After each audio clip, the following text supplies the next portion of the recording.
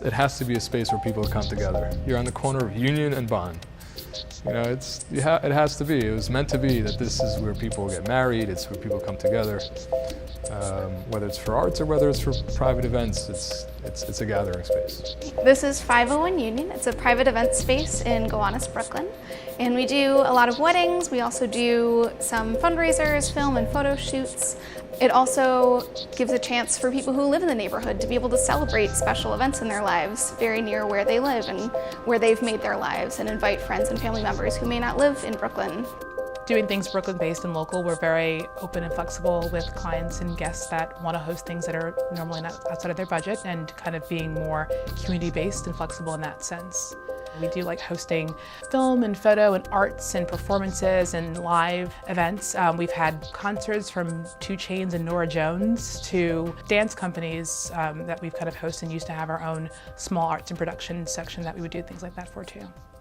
I heard of a term recently that I like. It's called a lazy environmentalist. So how do you make that shift, you know, from being lazy? And unfortunately, us Americans, we need things handed to us where it's extremely clear, and they'll pay extra if you can do it for them. A microgrid is a system of energy production and harvesting that basically takes solar panels or something like that and is able to store the energy within a battery and then be able to release it. And so you're sharing essentially in a much smaller system rather than having a centralized energy production company that's selling to users. You can get more neighborhood-based sharing of power. We want our energy companies to start focusing on alternative energy.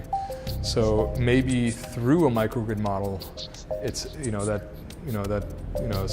people become more conscious of alternative energy, and then our energy providers are saying, listen, if this is the only way people are going to buy, then we should start producing it that way and then selling it cheaper than your neighbor. I think it is a really exciting opportunity to bring a microgrid to the neighborhood. It is a more sustainable way to go. There's a holistic sense of the energy that's produced here is consumed here, and more of a sense of responsibility for that.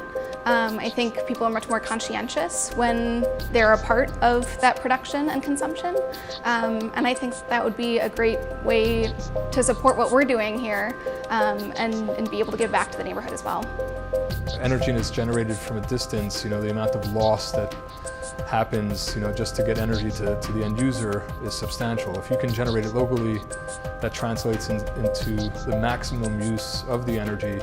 And if somebody next to you can benefit from it, it's a win-win situation.